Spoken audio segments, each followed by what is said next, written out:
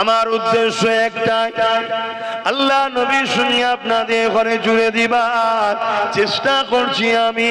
যদি নবী পাকের সঙ্গে জুড়ে যেতে পারে, আরে জুলুম তো হবে, আবু জেহেল তো থাকবে, উতবা তো থাকবে, সাইবা তো থাকবে, আবু লাহাব তো থাকবে।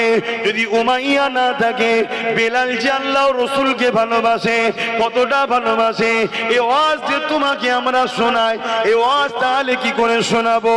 দুনিয়া কি করে জানবে প্রেমিক কাকে বলে? এ যুবকেরা, তরুণীরা, বাপেরা, এই জালিম আল্লাহ পাক পাঠায় মুমিন মুমিনাদের ইমানের পরীক্ষার জন্য।